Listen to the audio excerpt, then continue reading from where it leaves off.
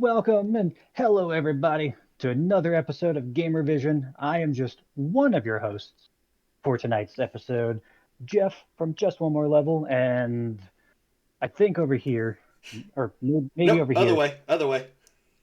we've got Tony from Procedurally Generated. How Howdy, you howdy, doing, Tony? everybody. Still trying to get used to the mirrors on my screens and Yeah, stuff, but uh, this is a little bit of deja vu, just a at smidge, least for just a little. us. Yeah, the YouTubers, the interwebs people, they're not really knowing. But we did film last week. We did film.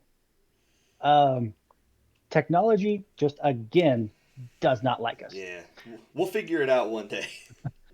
I mean, 5 episodes, 10 episodes, 100. I don't know. I mean, if anybody watched any of my previous shows, like Just One More Topic, I mean, I personally never really got into like understanding how all this stuff works. I've It's just, oh, there's a camera and talk. I've been doing this whole thing for 10 years now, and I still have things crop up where bad, technical difficulties happen. It's just a part of recording stuff on a weekly basis. And even when we test, we do multiple tests, still things pop up. But be that as it may, we are going to be talking about a fairly hot topic discussion that is just radiating through social media and the internet, and that is the wonderful world of insiders or insiders and leakers, people who want you to believe that they know something that even the companies themselves don't know. They've got all the And inside scoops. yeah, they and it doesn't matter what it is, just how crazy or out there it is. But over the past few weeks, we have seen kind of comeuppance of sorts for quite a few of these insiders, as just one thing after another has just not happened. Whether it's with Nintendo, Sony, Microsoft, Netflix, Steam, like just across the entire board. And you and I, we've talked about it a little bit, our frustrations about how it just kind of it has now created this new culture of having to Having to be first. really, yeah, this whole breaking news thing. Everybody wants to be first, and they want to be the inside scoop. They want to be the one that people can rely on for rumor and speculation. And I feel like we probably should at least put a little asterisk somewhere.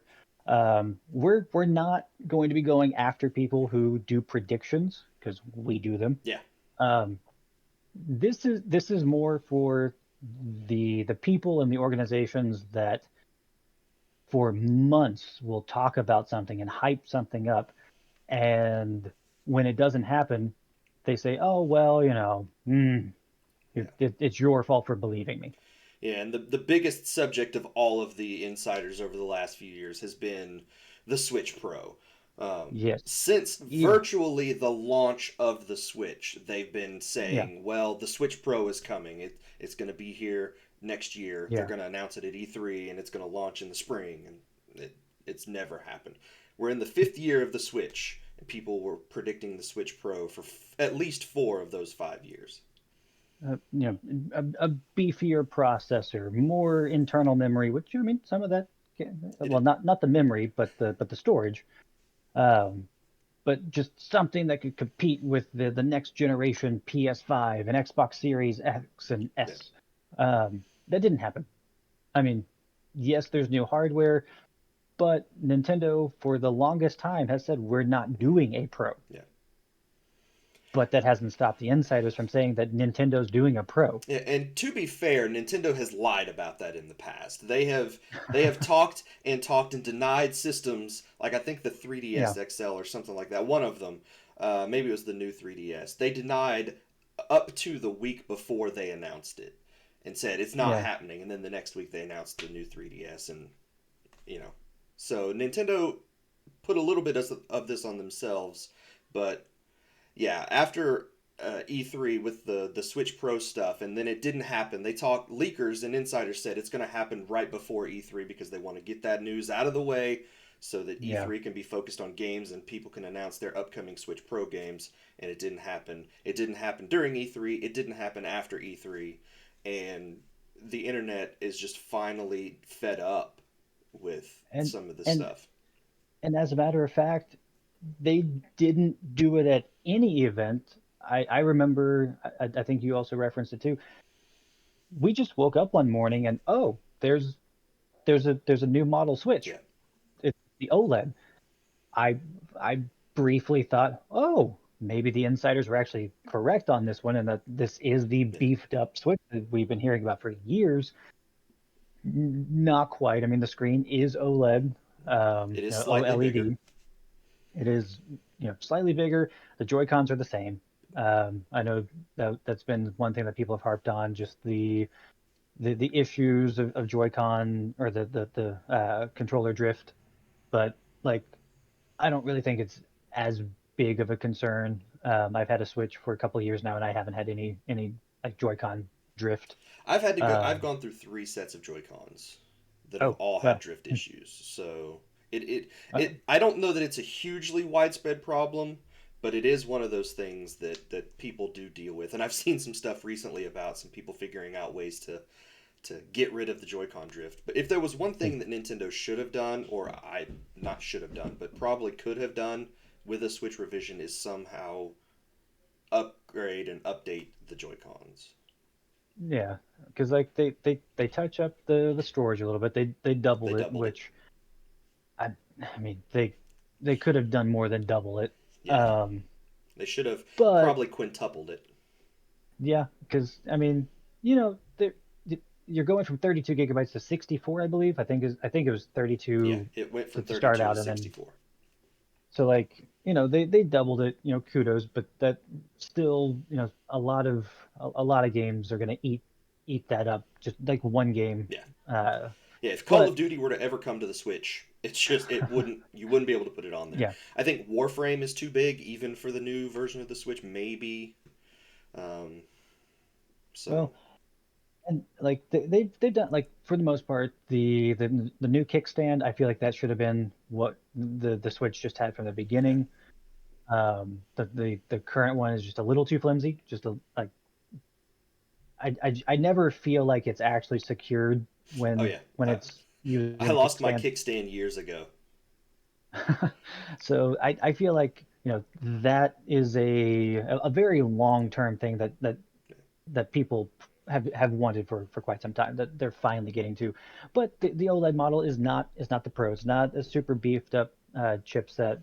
And I remember from the previous take of this episode, you talked about it with the chip shortages, Yeah. um, just being a problem. Everybody's facing it, and uh, but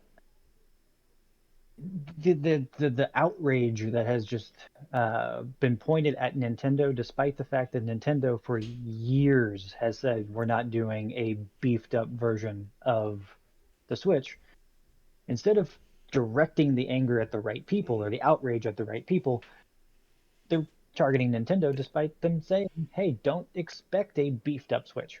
Yeah, and this is not exclusive to Nintendo. This is all three of the major companies and every publisher deals with this.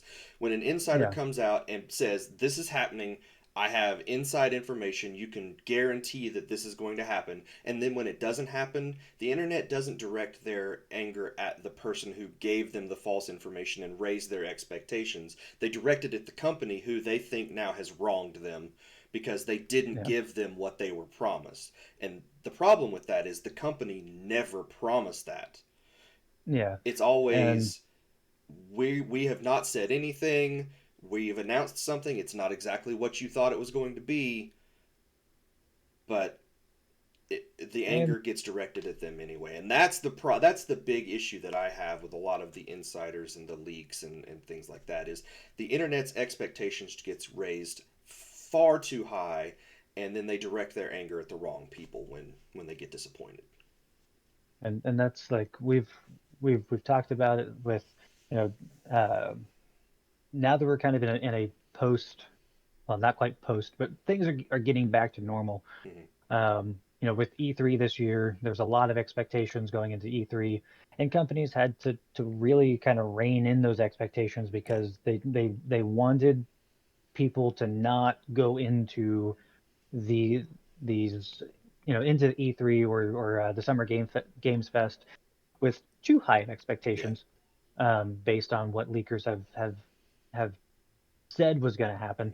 Hmm. And I know one thing that was circulating was that Sony was going to do a state of play. They weren't going to do an E3 conference because they've gotten too big for E3.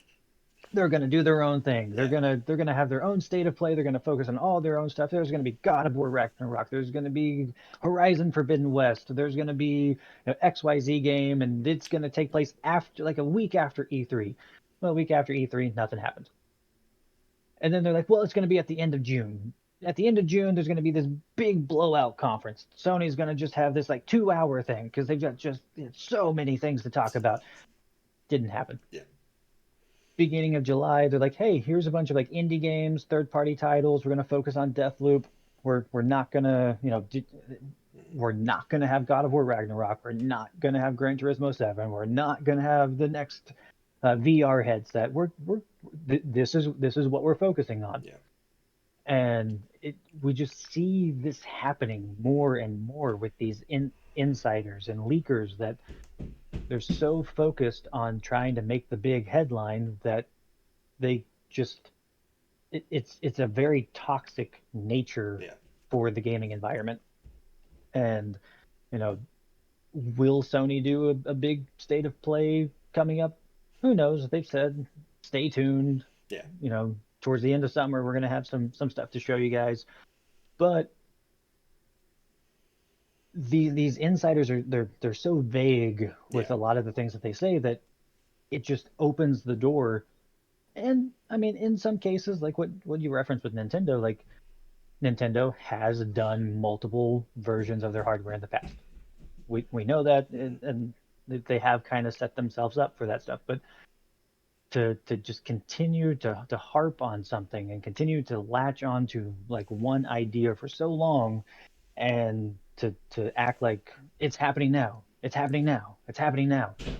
Yeah. Um, And and another thing that happens with these leaks and these insiders is that they try so hard before big events like E3 to be like, this is being announced, this is being announced, this is being announced, and it takes a yeah, lot of that fun that a lot of people have from big events like E3 and the surprises that you would get from that. And so people yeah, are like going into it thinking, okay, this is we're gonna see this, we're gonna see this, we're gonna see this, and they're not surprised anymore, and so it's hard to get those surprises that shock and excite people yeah, anymore. It's nice when it happens. Like Metroid Dread was a huge surprise. yeah. Just what, like over a decade in It's the making, it's like, been over 10 years, I think, maybe close to 15. That yeah. game has been talked about, and that was a fun surprise that Nintendo was able to keep out of the news cycle, and so it for, was it for a that long time. that elevated their conference a little bit because we got that big surprise that and wasn't leaked beforehand. and I mean, to their credit, they have. I mean, I think there was some like speculation that they were going to have like an OLED model at some point, but it wasn't being attached to the Pro Mm-hmm. version. There was just going to be something that they were, um, but they managed to keep the OLED model largely under wraps. Yeah, There really wasn't much going into E3 about that, but everyone just kind of focused on the Pro model. That's not happening. Pro model is I not happening. think the Pro model and the OLED model was a course correction because I think maybe Nintendo had planned to bring out something like a Switch Pro, but because of the chip shortage, because of everything that's been going Yeah, on, they had to redirect those plans and do something different.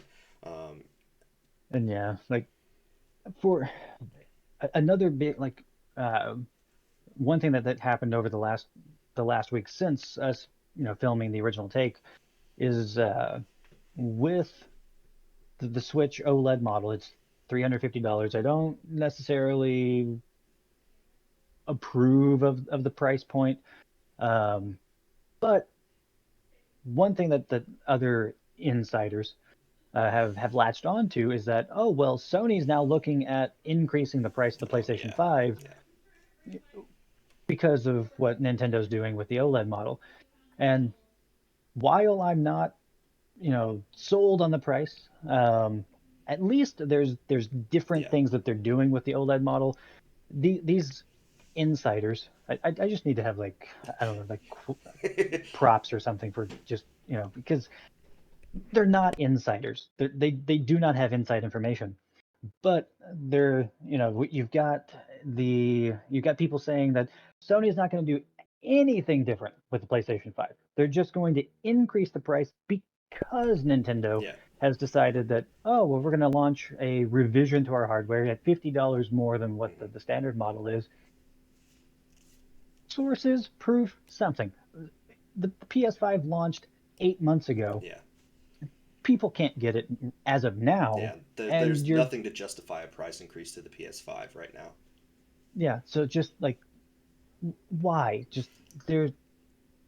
And like leaks and speculation, they have a place. There is some fun to be had. The problem is people don't keep their expectations in check, and they use that as Yeah, fuel to point point their anger at somebody. And we love to talk about things that may happen. We do predictions all the time at the beginning of the year, every year at E3 every year. We predict the things that we'd like to see happen, but we go in and we tell yeah. you ahead of time we don't know anything.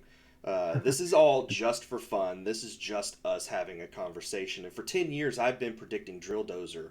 So one day I'm eventually going to be right. There's going to be a Drill Dozer HD at some point, and I'm going to be able to point and look and say, see, I told you. I was right all along. It's just taken 20 years, but it's happened. But I knew they were working on it. They just didn't they just didn't want me to be correct. They were Exactly. hoping that I would stop predicting it. Exactly. I mean, like I've had the very, like with Suikoden, with Jack and Daxter, like I've just, every time I'm like, oh, this studio is like, they're not doing anything now, or it doesn't appear like they're doing anything now. So they're They have to be obviously doing working it. Yeah. on a Jack 4, or Suikoden 6, Yeah. or, hey, Blue Point's not doing anything, and I hear they're really great at remakes. I would love to see the Legend of Dragoon remake. I mean, they finished up Demon Souls. Yeah. They're free to do whatever. Camelot just got Like, done with the Mario Golf game, so now they can do Golden Sun. So yeah, it's like, happening. Golden Sun coming. Golden Sun so HD. so wishful thinking and speculation That's is fun. fine. Yeah. It's fine. But it's when, hey, I'm going to be talking about, Sony's going to be doing a Legend of Dragoon remake. I'm going to be talking about it for years and years and years. I'm going to continue to use vagueness Hmm. and then shift things to, oh well, at the last minute Sony decided, oh well, we're going to move the studio to work on XYZ game, Yeah. instead of just letting things play out the way that they should. Hmm. And Microsoft isn't even like, they've been buying a lot of studios, so Yeah. insiders have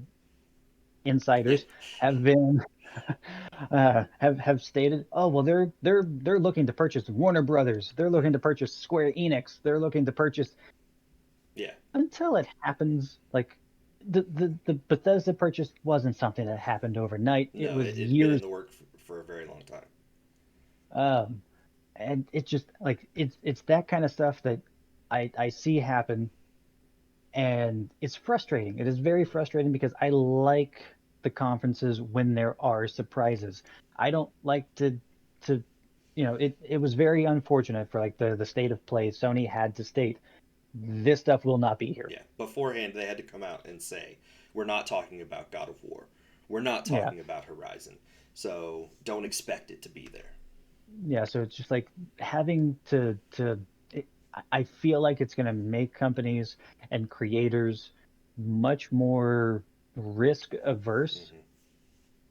because they don't want that outrage culture to be pointed at them. Yeah. They won't necessarily avoid it, um, because, as we've seen, it's just something that's, unfortunately, something that's happening. Whether it's the Switch Pro, Sony as far as their state of plays, companies Microsoft is may or may not be purchasing.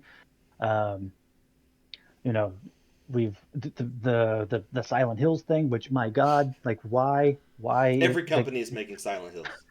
yeah, yeah, every single person, every person on the internet is Hideo Kojima in disguise, and is Nintendo's working on Silent Hill for the Xbox. It's going to be exclusive to yeah, Game Pass. like, and you're gonna play as Mario, and you're gonna be running through Raccoon City, which has nothing to do with Silent Hills. It's Resident Evil, but who knows? It works. But yeah, like I it gets frustrating because like like I said, some of my all-time favorite moments from like E3 or Tokyo Game Show or just any of these conventions is going in not expecting really Yeah. anything, not having having it toned down, just being able to go in, watch the hour and a half, 2 hour conference, see some surprises, see people genuinely happy for announcements.